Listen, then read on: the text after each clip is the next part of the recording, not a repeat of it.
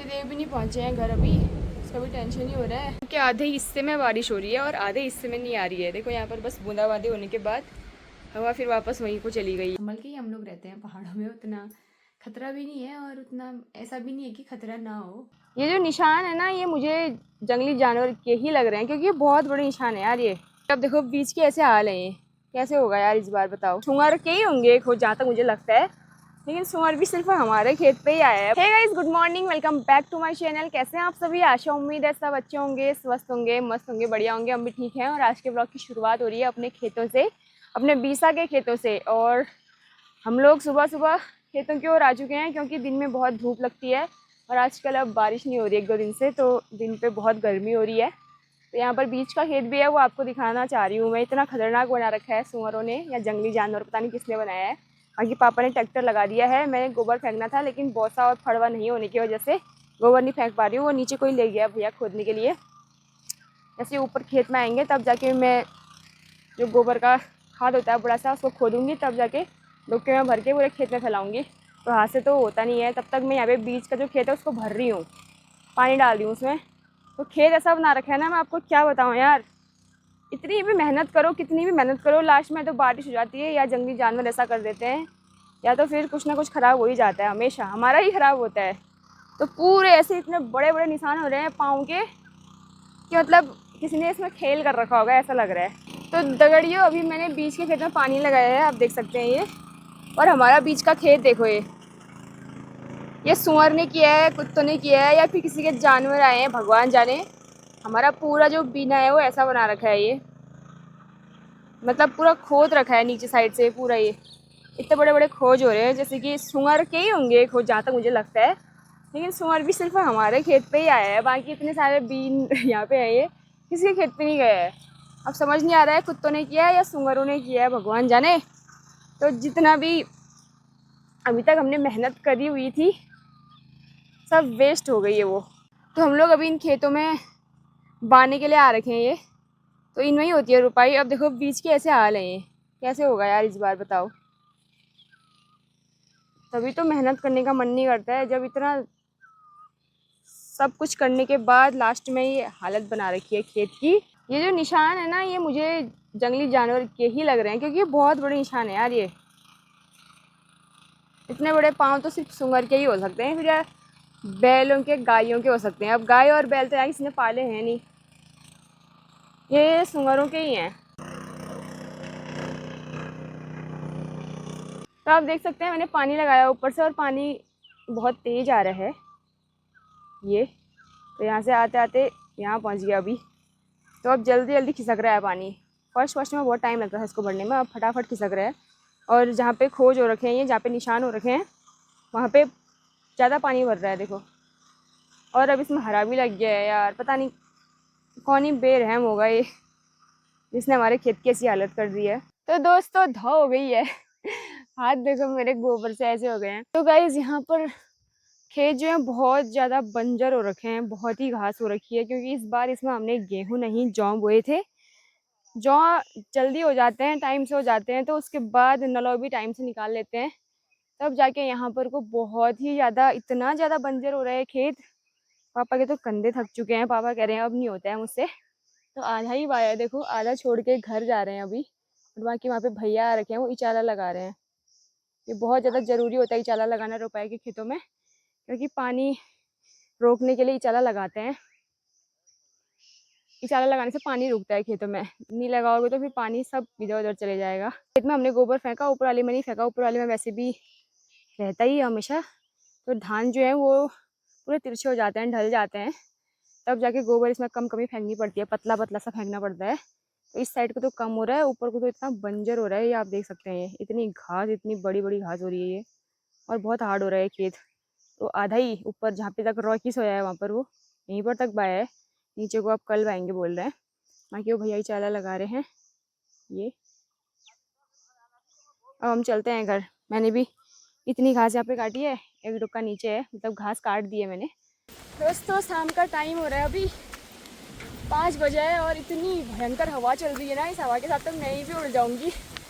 और साथ ही साथ अभी यहाँ पर तो बारिश नहीं आई है, लेकिन और साइड इतनी भयंकर बारिश आ गई है हवा के साथ, क्या बताऊँ। मतलब मुझे बारिश आने से पहले घर पहुँचना है, वहीं भीगूंगी तो हो गया फिर। ये सामने का नज़ारा देखो, पहाड़ में ऐसी बारिश हो रही है। ये पापा हो, ये तो हवा दी गाड़ी आई उन वाल चल उड़ गई दोस्तों, बस पूछी गई फोन कर ले। लेकिन ये बर्फ जीतो मैं पहली मैं जितन पड़ल गगन धूल वाल बर्फ आ गया, गगन धूल वाली, बाप रे। कभी कभी तो गजब ही हो जाता है। कभी ऊपर साइड से आती है, कभी सामने से आ जाती है, कभी सामने की यहाँ पहुँचती भी नहीं है, ऐसा भी होता है। तो देखो छीटे मीटे तो आने लग गए, पहुँचती है नहीं पहुँचती है वहाँ की बारिश, यहाँ या ऊपर से ही आती है। हाय, आज मैंने शूट भी नहीं किया। खेत से आने के बाद नहाया धोया, कपड़े वपड़े धोए, थोड़ी देर रेस्ट किया, फिर खाना वाना खाया, सो गई थी। अभी मैंने कहा चलो शाम को शूट किया जाए। इसके ऐसे मज़े हो रहे हैं। ये देखो महारानी को, ये बाप रे, कभी बकरी के साथ कभी गाय के साथ, इसके तो इतने मज़े हो रहते हैं क्या बताऊँ। वो अब जो 3 में गए गोलमाल है गाइस, आ गई फाइनली बारिश, यहीं तक पहुँच गई। देखो बाप रे, इतनी भयंकर बारिश।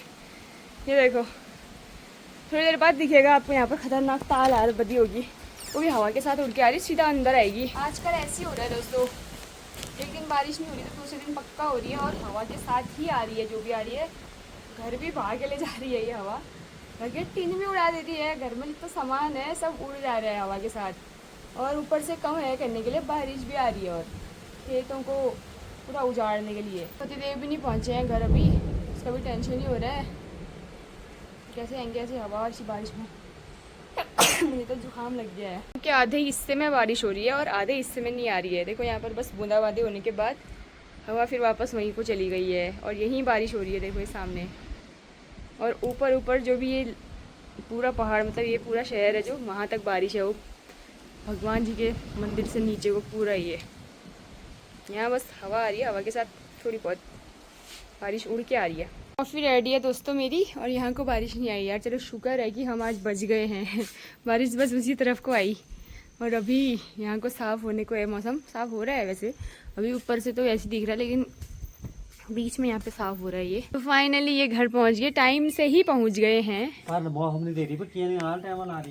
टाइम अब साफ है, बर्फ ना आई तो चिड़िया जाते रहो आते रहो, उनका घोंसला फिक्स है यहाँ पर, ये अंदर बाहर आते रहते हैं यहाँ से। अब क्या बनेगी फिर आज सब्जी? बना दी होगी ना, अल्लाह बना दी सब्जी। घर थी मैं पूछा तुम्हारे पास साग बना रहा हूँ मैं, उन तक ने लग गई भूख। दोस्तों आज बन रही है कद्दू की सब्जी, लेकिन यार बाहर बारिश बहुत तेज होने लग गई है। मैं सोची थी हमारे वहाँ बारिश नहीं होगी करके, लेकिन बादल भी गरज रहे हैं और बारिश भी तेज आने वाली है, तो फटाफट से सब्जी बना लेती हूँ।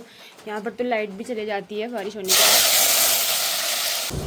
ये देखो मैं सोची थी हम लोग बच गए, अब हमारे वहाँ पे बारिश नहीं आएगी करके, लेकिन पता नहीं अचानक क्या हो गया। एक बार साफ होने के बाद दोबारा से बारिश आने लग गई है, और अभी इतनी भयंकर आएगी कि बाहर निकलने जैसा भी नहीं होगा। और ऐसे ही अगर बादल गरजते रहे, बिजली चमकती रही, तो लाइट भी चली जाएगी थोड़ी देर बाद, और फिर सुबह ही आएगी। आजकल लाइट का ऐसे ही ड्रामा हो रहा है, जैसे ही जो भी उसकी बिजली कड़क गई वैसे ही लाइट चली जा रही है। तो फटाफट से खाना वाना बना लेती हूँ, यहाँ पर आटा भी भून लेती हूँ, सब्जी भी बना लेती हूँ। लाइट गई तो उसके बाद अंधेरा हो जाता है, तो किचन में बैठने का मन भी नहीं करता, अकेले डर जैसी लगती है। फिर यहाँ से पानी भी टपकता है, और ऊपर 3 से पानी टपकने लग जाता है।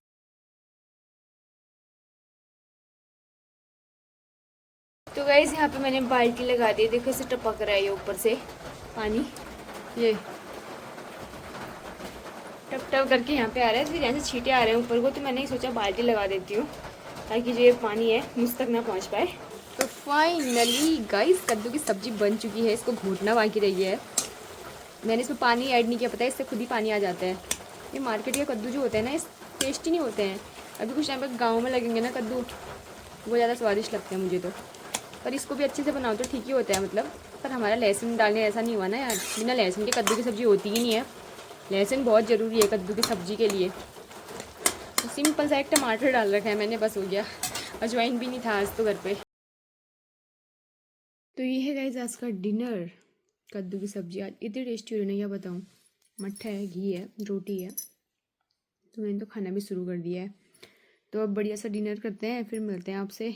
तो गाइस बढ़िया डिनर भी कर लिया है और एक प्यारा सा कमेंट आ रखा है, आपको सुनाना चाह रही हूँ मैं। तो लतिका सिंह जी का ये कमेंट है कि आप लोग फुल एरिया में रहते हो, आप लोगों को डर नहीं लगता क्या बाघ का? तो मतलब आपके वहाँ पे बाघ का डर रहता है, पहाड़ों में तो खासकर ज़्यादातर बाघों का डर रहता है, तो आप लोग प्लीज़ केयरफुली रहना, इस टाइप से उनका कमेंट है। तो यार बाघ का डर तो रहता ही है, लेकिन हमारे वहाँ पर उतना नहीं आता है। मतलब मैंने आज तक ऐसा कुछ नहीं सुना कि इसको बाघ ने खा दिया या उसको बाघ ने खा दिया। तो मेरे मायके साइड को आता है बाघ, वहाँ पे जो कुत्ते होते हैं या जंगली जानवर होते हैं उनको बहुत मारे रहते हैं बाघ। और हम पहले से ग्वाला जाते थे ना बचपन में, तो हमारे साथ भी ऐसा हुआ है कि हमारे बकरियों को भी बाघ ने मारा है, हमने सामने सामने से देखा है मारते हुए। तो इधर को उतना बाघ का खतरा नहीं है, बाकी कभी कभी होता है कि आ जाता है अचानक से। मैंने आज तक यहाँ भी नहीं देखा है, ऐसा बोलते भी नहीं है कि बाघ नहीं देखा है, बाघ बोलता है बोले अब देख अब देख मुझे, ऐसा बोलता है बोले, ऐसा सुना है, मतलब ये कहावतें हैं।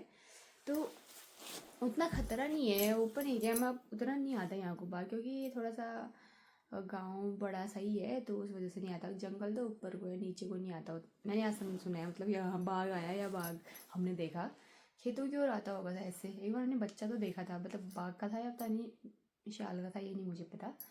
तो बाकी संभल के ही हम लोग रहते हैं पहाड़ों में, उतना खतरा भी नहीं है और उतना ऐसा भी नहीं है कि खतरा ना हो सकता है, कभी भी आ सकता है, ऐसा नहीं है। तो कुमाऊं साइड तो उतना नहीं सुना है मैंने, गढ़वाल साइड बहुत सुना है कि आदमियों को तक मार देता है बाघ, पर यहाँ को उतना नहीं सुनने में आया आज तक। तो बाकी हम लोग ठीक से ही रहेंगे, आपका आशीर्वाद है, आपकी दुआएं हैं। मरना होगा तो वैसे मर जाएंगे यार, बाघ के हाथ भी कौन मरेगा। बाकी मिलते हैं एक बढ़िया सी वीडियो के साथ कल। छोटा सा वीडियो बनाया था मैंने आज, ज़्यादा बड़ा नहीं, क्योंकि मेरा मन भी नहीं कर रहा था आज व्लॉग बनाने का, फिर भी मैंने कहा चलो थोड़ा बहुत घर का दिखाऊँ करके, तो इसीलिए मैंने छोटा सा कंटेंट बनाया है। तो कैसा लगा एक प्यारा सा कमेंट जरूर करना। बाकी मिलते हैं एक बेहतरीन वीडियो के साथ कल, तब तक के लिए आप स्वस्थ रहिए, मस्त रहिए, व्यस्त रहिए, बाय बाय।